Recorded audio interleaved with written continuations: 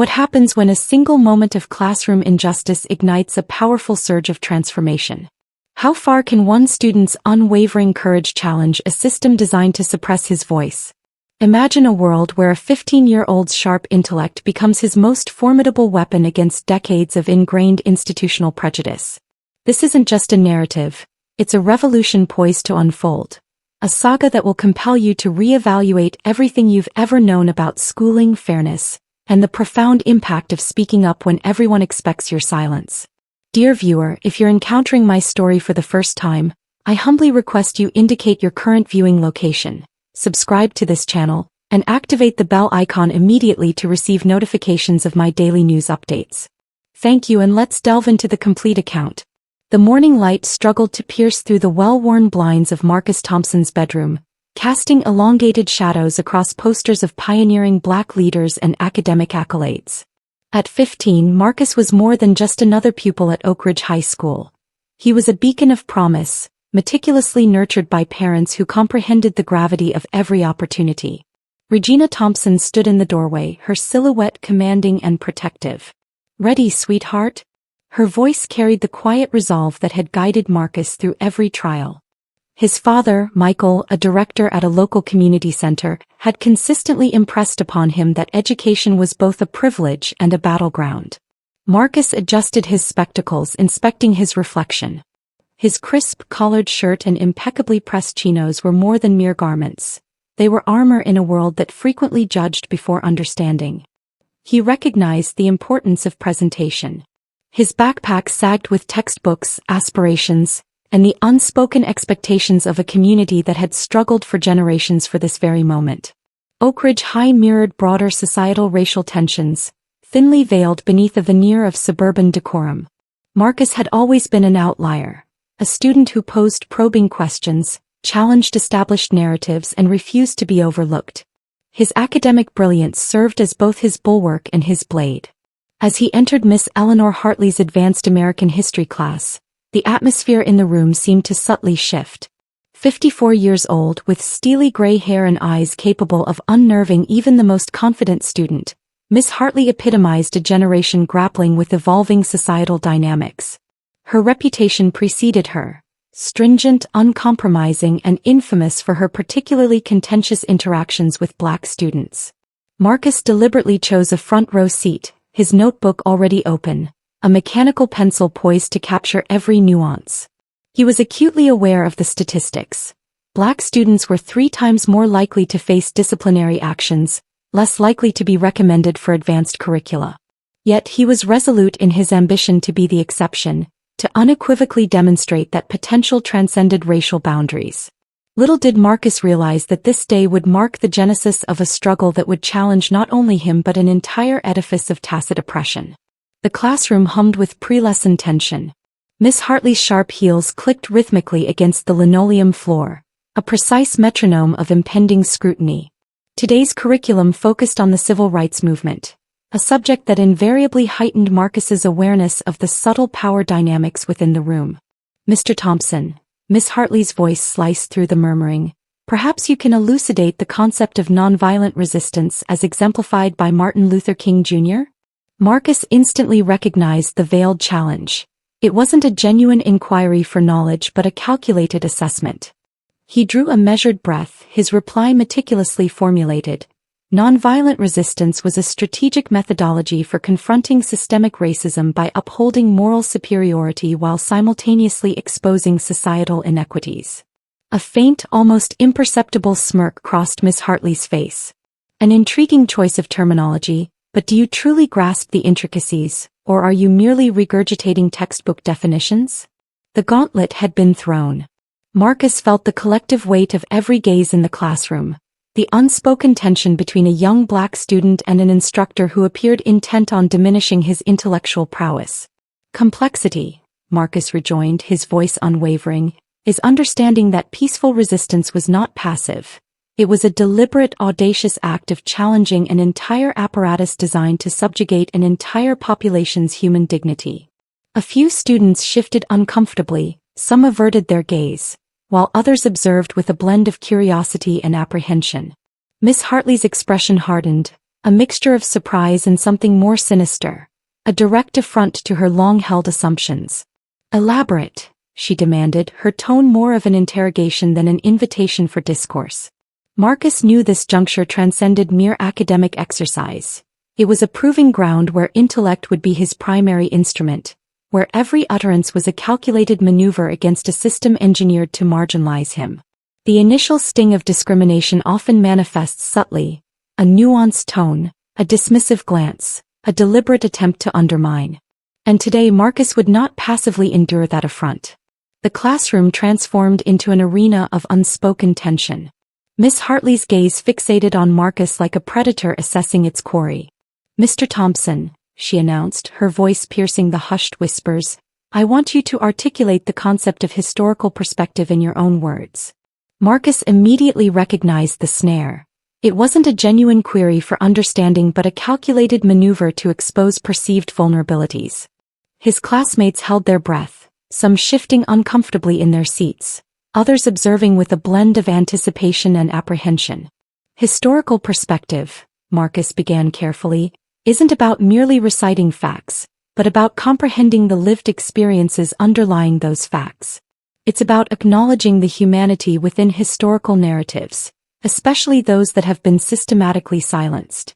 Miss Hartley's lips curled into a barely concealed sneer. "An interesting theory, but can you substantiate your claims?" What transpired next would become a pivotal moment. Miss Hartley deliberately began dissecting Marcus's response, her words meticulously chosen to humiliate. "Your interpretation seems overly idealistic. Perhaps you're conflating perspective with wishful thinking." The classroom grew frigid. Marcus felt the weight of every gaze. Some empathetic, some uneasy, but most avoiding direct eye contact. This was more than an academic critique. It was a public dismantling. "With all due respect," Marcus responded, his voice steady despite the tremor threatening to betray his emotions, "historical perspective necessitates empathy. It demands that we transcend our own limited experiences and recognize the profound complexity of human struggle." Miss Hartley's retort was swift and cutting. Complexity, or simply an excuse to rewrite history? The racial undertones hung heavy in the air, a thick, suffocating shroud. Marcus realized this was no longer just an academic discussion. This was a deliberate attempt to diminish his intellect, his intrinsic worth, his very presence. As the bell chimed, the silence was deafening. Marcus gathered his books, each movement deliberate, refusing to display the hurt that threatened to engulf him. But within, a tempest was brewing. A tempest of defiance, of resolute determination, of an unyielding spirit that refused to be fractured. The journey home was a traversal through Marcus's inner landscape, each stride bearing the weight of generations of battles waged, dignity upheld and spirits unbroken. His mother, Regina, was preparing dinner when he entered. One glance sufficed. Mothers possess an extraordinary capacity to decipher the unspoken language of anguish. "Talk to me," Regina murmured, her voice a perfect equilibrium of strength and tenderness. "The dam broke." Marcus recounted the classroom incident, his words painting a vivid tableau of systematic degradation. Regina listened, not with fury, but with a profound comprehension born from generations of navigating racial terrains. "They seek to dismantle you," she explained, wiping her hands on her apron, "but fracturing is a choice. And you, Marcus Thompson, stem from a lineage that chose to ascend." His father, Michael, a community leader who had dedicated years to championing educational equity, entered the kitchen. He understood the treacherous terrain Marcus was traversing. "This isn't merely about one instructor," Michael stated, his voice calm yet resolute. "This is about a system that has historically endeavored to curtail the potential of Black students." The Thompson household became a sanctuary of healing and strategic planning. They didn't merely offer solace, they prepared. Marcus's parents had consistently impressed upon him that resistance wasn't solely about confrontation but about strategic, intelligent reprisal. "Document everything," Michael advised, "every interaction, every subtle microaggression. Your words, your evidence will be your most potent weapon." Marcus began to grasp that this wasn't solely his individual struggle. It was a continuation of an enduring fight for dignity, for recognition, for the fundamental right to learn without being systematically diminished. As night descended, A quiet resolve settled over Marcus. He would not be a casualty, he would be a voice.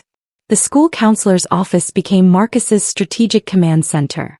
Ms. Rodriguez, a compassionate woman with penetrating eyes that missed nothing, listened intently as Marcus detailed the instances of discrimination. Documentation is paramount, she advised, pulling out a fresh notebook.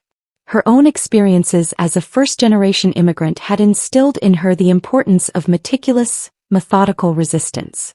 Marcus embarked on his scrupulous process. He commenced a detailed journal, meticulously logging each interaction with Miss Hartley. Dates, times, precise phrases, nothing would be left to interpretation. His smartphone became a silent witness, discreetly recording classroom dynamics whenever feasible. His classmates began to take notice. Some initially wavered, the fear of reprisal holding them back. But Tyler Reynolds, a white student who sat near Marcus, approached him after class one day. "What she's doing isn't right," he stated quietly.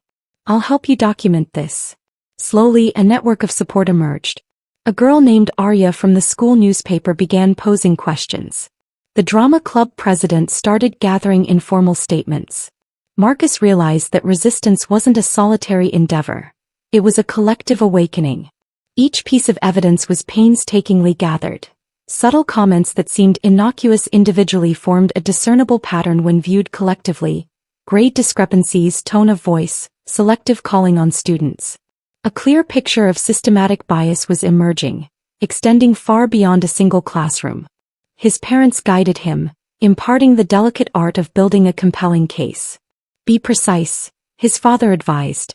"Be factual. Let the evidence speak for itself." Marcus understood that this transcended a personal battle. It was about instigating change, about ensuring that future students wouldn't encounter the same veiled impediments he was experiencing. The initial murmurs began to propagate through Oak Ridge like wildfire. Ms. Rodriguez, recognizing the gravity of Marcus's meticulously compiled documentation, discreetly contacted local community leaders. The Martin Luther King Jr. Community Center, where Marcus's father worked, transformed into a hub of quiet strategy. Experienced activists, educators, and community figures began to meticulously scrutinize the evidence Marcus had amassed. This transcends the actions of a single educator. James Henderson, a seasoned civil rights advocate, elucidated during a community gathering. This signifies a systemic issue that has plagued our educational institutions for generations. Local media outlets caught wind of the unfolding narrative. The Oak Ridge Chronicle, initially hesitant, commenced an investigation. Reporters began delving into school records, interviewing current and former students, unearthing a pattern of subtle discriminatory practices that had remained unaddressed for years. Marcus found himself at the epicenter of a burgeoning movement. It wasn't something he had orchestrated, but something that had blossomed organically from his simple act of meticulous documentation and resolute resistance. Social media platforms began to amplify the story. Although Marcus and his family had intentionally steered the narrative away from viral sensationalism, the potency of community networking took hold. Screenshots of documented interactions, carefully phrased statements, began to circulate widely. The school board, initially defensive, started to feel the mounting pressure. Parents from diverse backgrounds began posing pointed questions. Board meetings evolved into forums for candid discussions about systemic racism within the educational framework. What had commenced as a personal struggle was transforming into a community-wide conversation about equity, fairness, and the profound meaning of education. Marcus observed, simultaneously terrified and empowered. He now comprehended that his individual experience was inextricably linked to a broader narrative of resistance and hope. The school board hearing room was a different kind of battleground. Polished wooden tables, rows of stern-faced administrators, and the palpable weight of years of unspoken tensions filled the space. Marcus sat between his parents, his back ramrod straight, a living testament to dignity and resilience. Regina Thompson's impact was immediate.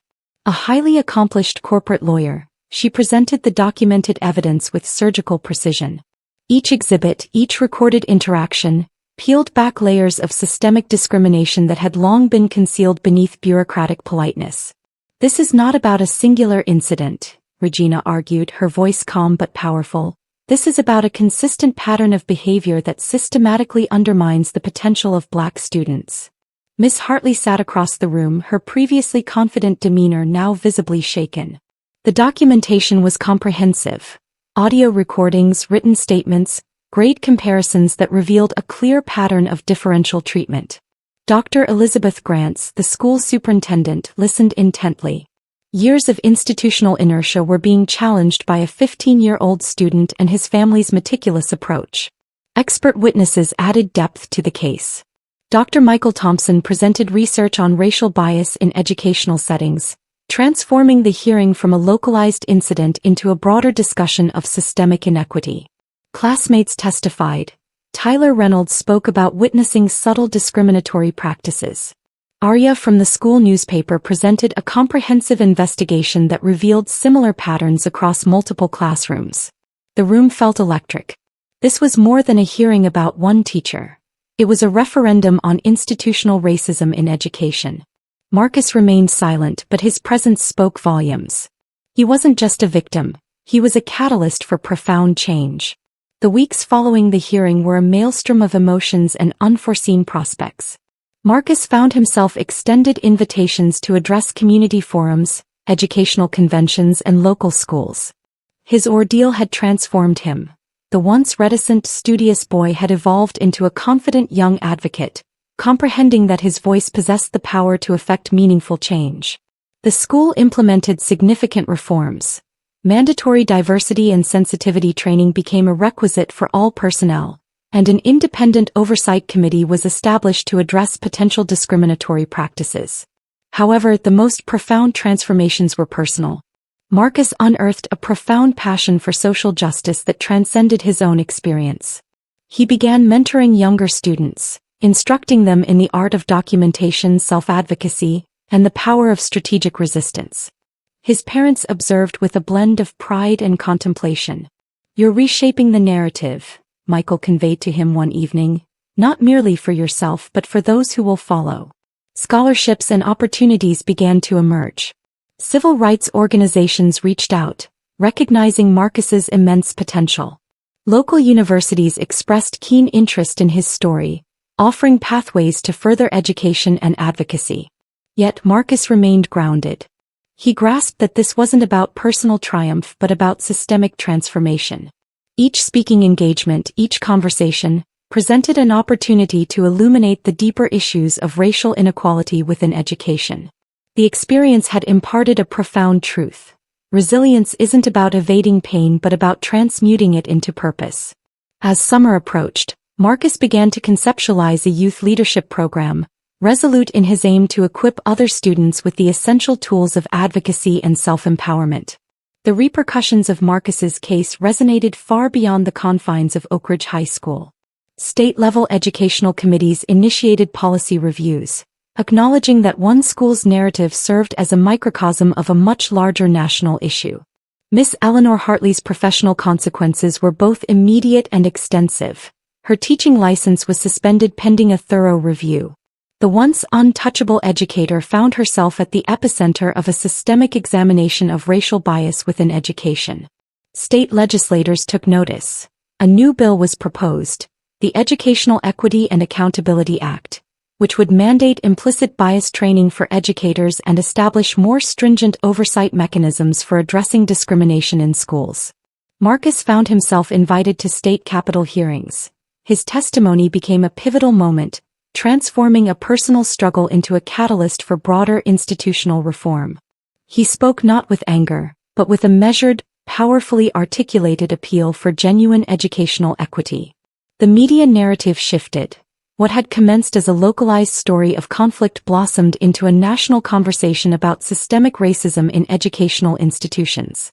Major news networks featured in-depth investigations, bringing to light similar stories from across the country. Universities began implementing more comprehensive diversity and inclusion programs.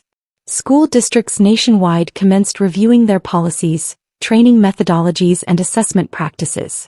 Michael and Regina Thompson became dedicated advocates, establishing a foundation focused on supporting students confronting institutional discrimination.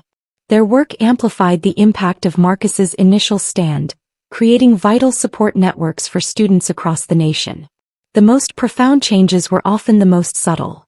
Classroom conversations became more inclusive, educators became more self-reflective, and students felt increasingly empowered to articulate their concerns. As Marcus entered his junior year, the landscape of his school had demonstrably transformed. Discussions about equity were no longer hushed whispers but open dialogues. Teachers approached their roles with heightened sensitivity and understanding.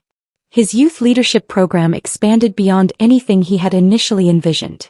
Students from diverse backgrounds converged, learning about advocacy, documentation, and the power of collective action.